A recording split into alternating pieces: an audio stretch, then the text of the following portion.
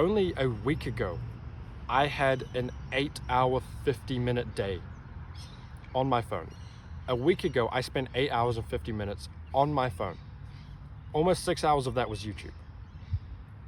Except maybe 3 or 4 days ago, I had a screen time of 2 hours and 20 minutes. So this is going to be a few practical steps that you can implement literally today that are going to stop you from being so addicted to your phone so you can actually get your work done. Because like I said, if you cannot focus on work and completing a task for, say, an entire hour, when are you ever going to actually spend quality time working? So I'll quickly give you another 2 examples, a side-by-side comparison. If I do 1 hour of deep, focused work versus someone who does 4 hours of on and off work where they're half of the time on their phone and they're thinking about what they're going to watch on YouTube, who's going to get more work done? Yes, the second person had 4 hours to do the work, except they weren't focused on the work. They were focused on their phone and what they were going to watch and what they were missing out on. Versus me spending 1 hour getting as much work done as I possibly can to a high quality. The first step, just like with every single addiction, because that's what it is, it's an addiction to your phone, is admitting that you're addicted. There's no point trying to overcome an addiction when you don't even admit that there's an addiction. So the first practical tip is to say in your mind or out loud, I am addicted to my phone and I'm going to change that. That's it. You don't have to be negative about it. You don't have to say, I'm addicted to my phone because I'm a loser. No, just say, I'm currently addicted to my phone, but I'm learning to change that. Because that's what I did. I didn't beat myself up about it, because beating yourself up about something is not going to get you anywhere. Moving in the right direction will, and the right direction is positive. Admit that you have a phone problem, a phone addiction, an addiction to dopamine, and understand that it's okay, everyone else is, but you're trying to change that. So the second step, this is where the real practical advice comes in. It's simply having the screen time widget on your homepage of your phone. So on my homepage of my phone, it's got 2 app folders of all of my social medias, all of my money and bank accounts and PayPal and whatnot. And then it's got ChatGPT, Notion, Spotify on the home bar at the bottom. That's it. Including, the screen time widget. So every single time I click onto my phone, I can see how much time I've spent. Just by seeing how much time that I spend helps me stay off my phone more, because I'm aware that I'm wasting my time. I try and limit myself to maximum of 4 hours every day. If you didn't know that you'd already spent 3.5 hours on your phone, you might end up spending another hour and not feel guilty about it, breaking that 4-hour time limit. If you are not aware of the time that you're wasting, you're going to waste more time. So for example, when you are playing a video game and you're just having fun and you're not aware of the time, you'll spend 3 to 4 hours just sitting there playing on the game. But if you know exactly when you have to get something done by, say you're doing homework and it has to be handed in at midnight. If it's 11:30, you know exactly how much time is passing because you're constantly checking it, because you're constantly reminding yourself of that time passing. Which is why having your screen time on your phone is so beneficial, because you are reminded constantly about your screen time. Come here. Come here. Who's this? Who's that? Not only is seeing your screen time really useful, scrolling down just a little bit to look at how many times you pick up your phone is incredible. I used to average about 90 pickups a day. I cannot think of what I do 90 times in a day other than breathing, blinking, and stepping. What do you do more than 90 times a day? I don't drink water 90 times a day. I don't turn my computer on 90 times a day. I don't watch 90 videos a day. So what the heck am I doing 90 times a day on my phone? Obviously, I understand if you pick it up to change the song. But if you pick it up constantly, to constantly check Instagram or to constantly check YouTube, that is a bad habit. So trying to get your daily screen time and daily pickups down is probably the best advice that I can give to you. Because there's no point trying to put different brick walls in place if you're going to climb over them anyway.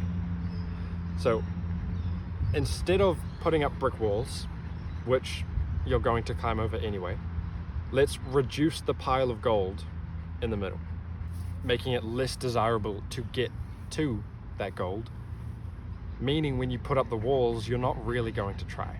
So what I mean by this is removing every single app that you do not need. So every video game, every social media you don't use for productive reasons, every app that you spend time on that you don't need, delete it, or at least move it off of your home screen. So like I said before, I've only got my necessary apps on my home screen, so that when I pick up my phone, I can only get really to the apps that are going to be productive. Meaning when I need some fun, I'm less likely or less wanting to get onto my phone because it's not as fun as it used to be. So this is reducing the pot of gold in the middle. Now, the next step to put up that first brick wall is to shut down your phone completely. So take your phone and hold the power button and then swipe and turn it off. Shut the phone down. Yes, you might miss out on a couple of notifications. Yes, you might miss out on a phone call. But if you're working for an hour and you want to get an hour's worth of work done, shut your phone off and put it somewhere else. Because as soon as you get that impulse to grab your phone, you can't grab it in front of you. You're gonna have to reach around and grab it, or you're gonna have to get up and walk and grab it. The more friction, the bigger the brick wall, the less likely you are to climb it. The more friction there is, the less likely you're going to actually get through it. So shutting down your phone not only removes all notifications, but it adds friction. So when you try and reach for your phone to turn it on to play games, you have to hold and turn it on, and then you have to wait for it to boot up. And then you have to go onto your home screen, which you are reminded of your screen time, and you only have your necessary apps. Hopefully by the time you actually get onto your phone, you realize that you did that out of impulse and not because you actually wanted to. So then shut the phone back off, put it somewhere else, and continue to put work in. Now, another reason for doing this is because of FOMO, fear of missing out. If you know that your phone is on and you know that you might get notifications, part of your brain, subconsciously even, is going to recognize that and is going to be waiting for a notification.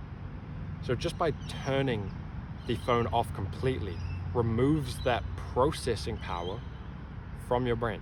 So as in, your brain stops using its processing power to listen out for notifications, meaning you have more of your brain essentially to focus on the task at hand.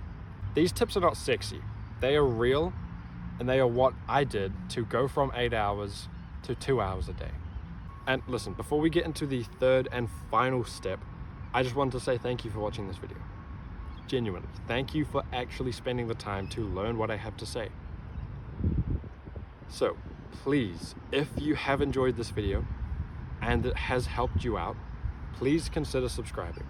You're not only helping yourself out further by subscribing to my channel, you'll get more videos of me helping you out. You're going to be growing this community. By growing this channel and this community, more young men are going to find self-improvement. I'm moving out of the sun. Meaning more young men can be saved from degenerate behaviors, we'll say. So if you want to contribute to that, please do consider subscribing.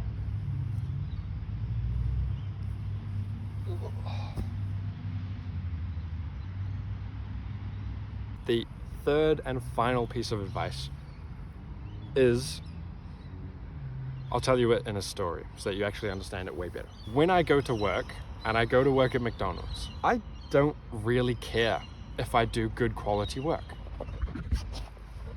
because it's McDonald's, and I'm not there interested in McDonald's, and I'm not there interested in doing good at McDonald's. It's not my passion. It's not what I want to do. So I'm not really going to try to focus on the work that I'm doing. However, with YouTube, it is what I want to do. I want to help people. I want to help you. This is essentially my passion and my purpose. Knowing that this is what I want to do, it allows me to actually put my mind to it. I can turn my brain off and only focus on this, because this is what I want to do. Instead of having these other thoughts about what I could be doing instead of this, or other thoughts about how I don't really enjoy doing this, I genuinely want to do this. Meaning my brain, for me, it's so much easier to do this. Now, how this relates to screen time is really simple. When you know what you want to do, you will get it done. So, I want to make YouTube videos, which means I have to think about the video ideas, I have to film them, and then I have to edit them and post them. For those 4 simple steps, I know what I have to do. So I'm going to do it. If I didn't want to do it, I would find ways to stop myself from doing it. E.g. going on my phone. If I did not want to start a dropshipping business on my computer, I would watch YouTube instead on my phone. So what I'm trying to say essentially is, if you have a purpose and a direction you need to go in, it is so much easier to just walk down the path than it is to create a new path when you're going down one you don't even like. If you're doing work that you don't enjoy doing, you're going to look for an escape. And that escape is typically your phone. But if you do work that you do enjoy doing, you're going to want to spend more of your time doing that work. So figure out what you actually like to do. Now, when I used to hear people say this, I used to get so annoyed because I didn't know what I wanted to do. Except deep down I did. I did know what I wanted to do. I just didn't know how I was going to turn it into some sort of lucrative business. I always knew that I wanted to help people. I genuinely understood since I was literally like 10 that I wanted to help people. I knew that by the way that I can talk and the way that I can convey ideas, that I can help people. And that's what I wanted to do. Except I didn't understand how I can turn this into an entrepreneurial business. Until recently I found Hamza's YouTube channel. He helps young men insanely much. I watch his videos every single day because of the immense value he gets. On the back of that, he makes a lot of money. So, listen, I'm not trying to say that I want money. I do obviously want money, but it's not for money. It's for freedom. Money buys freedom. So, figure out, I went on a bloody tangent. Figure out what you actually want to do. Try and turn that into some sort of lucrative business. Because if you can figure out what you want to do,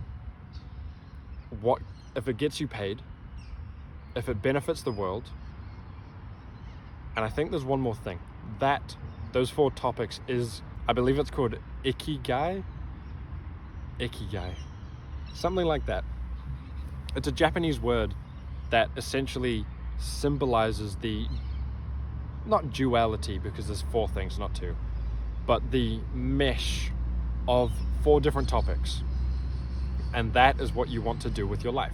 What is your genuine passion? What can you get paid for? What can you do to help the world? And then something else. And that's ikigai. So have a look at that. It's really awesome. I know this video's been a bit all over the place. So if you have watched it all the way to the end and you have somehow understood my thought process, congrats, I guess. I don't know. I don't think many people can do that. So I guess I'll say congratulations on doing that. But also thank you for watching this whole video. It genuinely helps out the channel so much. So, thank you for watching. I'll see you in the next video. Peace.